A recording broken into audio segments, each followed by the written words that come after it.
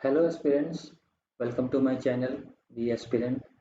In this video, we're going to study about the social and administrative structures of from Vedic age to modern age.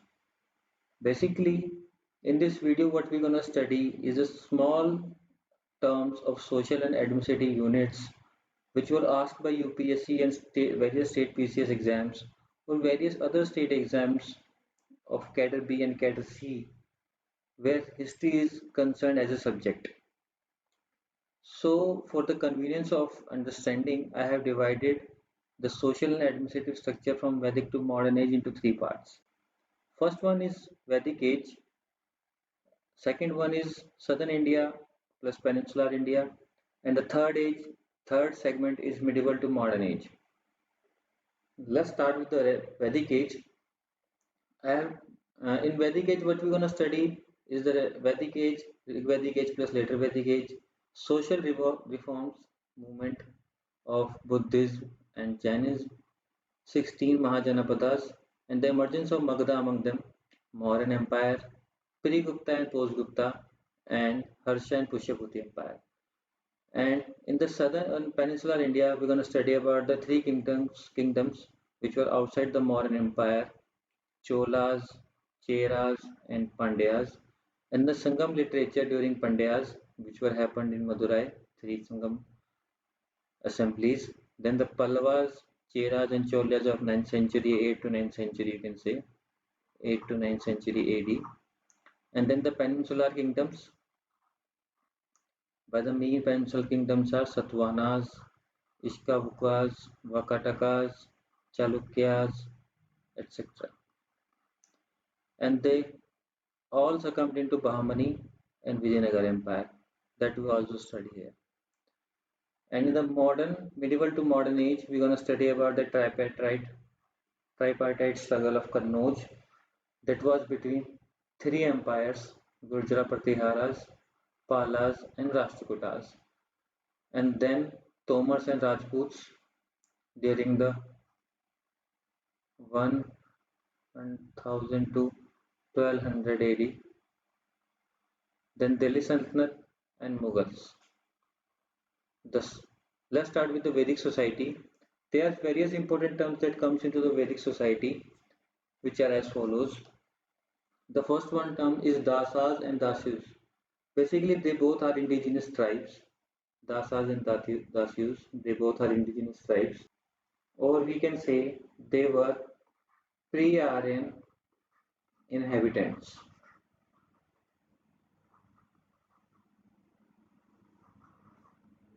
One thing that is quite unique and most important to notice here is that Aryans, they were soft, Aryans were soft toward Dasas and they were hostile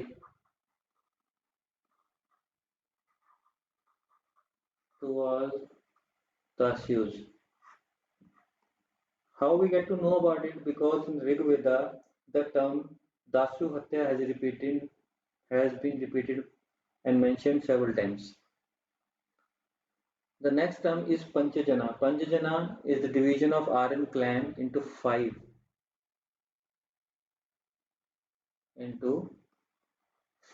tribes.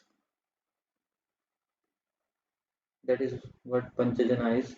Sabha and Samiti.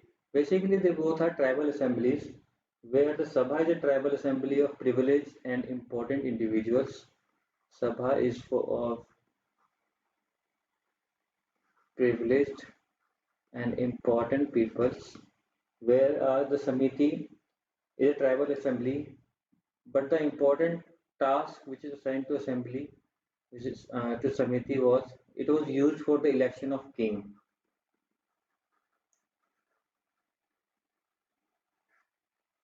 The next term is Gramini.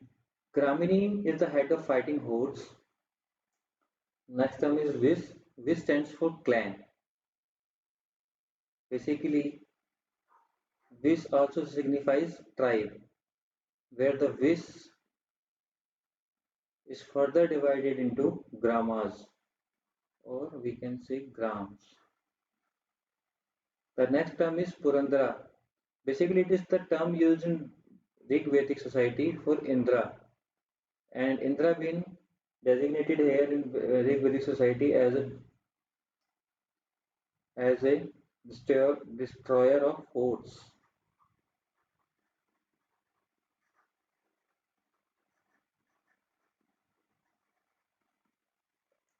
So this is the term which is used for king, destroyer or breaker of the forts. Next term is Vrajapati. Vrajapati is an officer who enjoyed authority over a large land or pasture ground. Who enjoyed authority over large land or pasture ground. The next term is Kulapa. Kulapa is the head of the families and they were led by Vrajapati.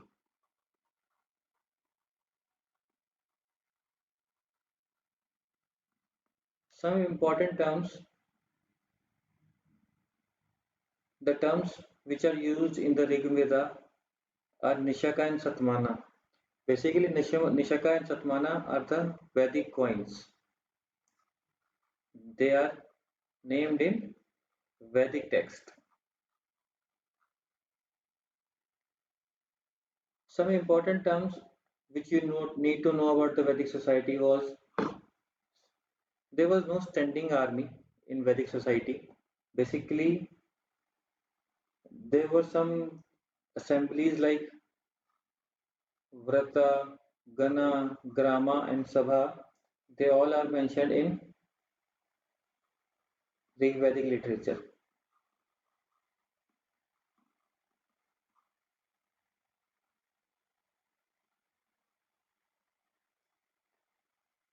Next thing is there was no officer to dispense justice, no department or no officer is mentioned specifically to dispense justice in Vedic society. So we can say that Rig Vedic society was not an ideal society to imbibe for any society. There was some tribal assemblies since there was no standing armies. So there were some tribal assemblies, Sabha, Samiti, Gana, and Vidhata. They all are mentioned in Vedic literature. There was no standing army. So when the king needed uh, men to fight in war, these assembly or the higher nobles they used to supply men to fight along with king.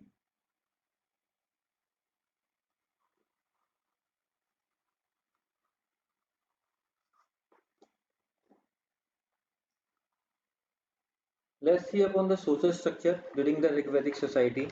Basically, the Rashtra was divided into Jana. Jana was divided into Vis was divided into Grama, and Grama was divided into Kula. There was a Rashtra was headed by Rajan. He used to administer the Rashtra. Jana were the people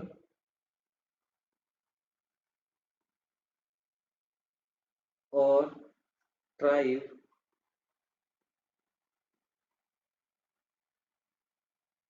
which were headed by Gopa or Gopati. And then the Jana was divided into Vis. Vis was basically clan and it was headed by Visapati.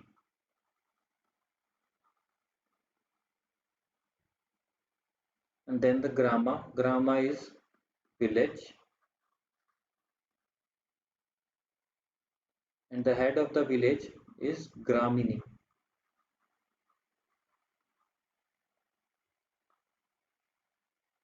And the smallest unit was Kula. Kula basically means family. And the head of the Kula was Kulapa. So this was the social structure during the Rig Vedic society. Let's go into the next phase of social evolvement, which is later Vedic society.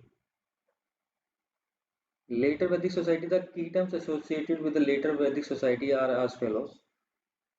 The first one is Ashwamedha. Ashwamedha basically means it's a sacrifice. Ashwamedha is a sacrifice which is made by the king, and the term which is used is for roaming royal house, royal horse. It basically means during the sacrifice, they let the horse wander any area, and whatsoever area is wandered by the horse or covered by the horse is claimed by the king who does this sacrifice. It is basically to increase the prestige, social prestige of the king among his people. The next thing is Vajrapaya. Vajrapaya it is also a sacrifice which is performed by king with the help of Brahmanas. It is basically means chariot race.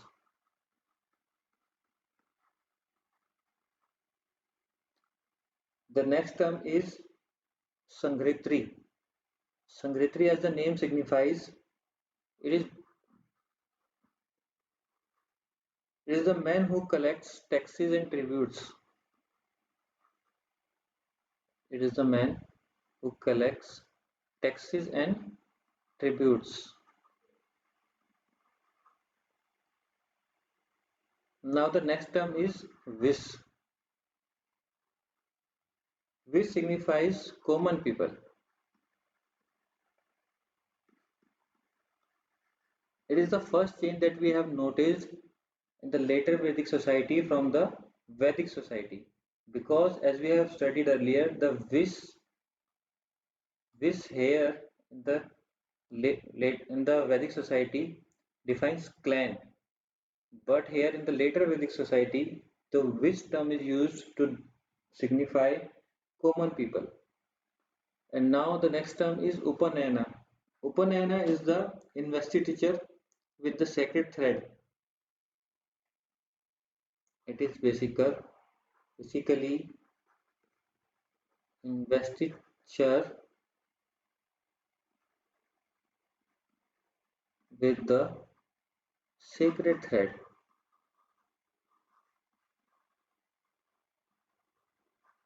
It is basically for the upper three castes, not for Shudras.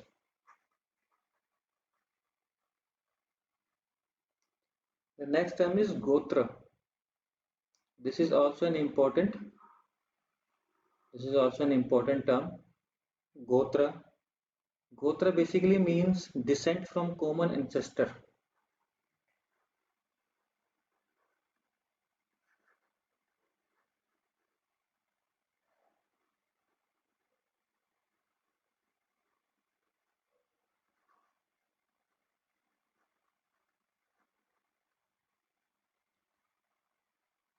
So the some important or key terms during the later Vedic society was the various Rigvedic societies like Sabha, Samiti, Gana and Vidhata. They lost their importance.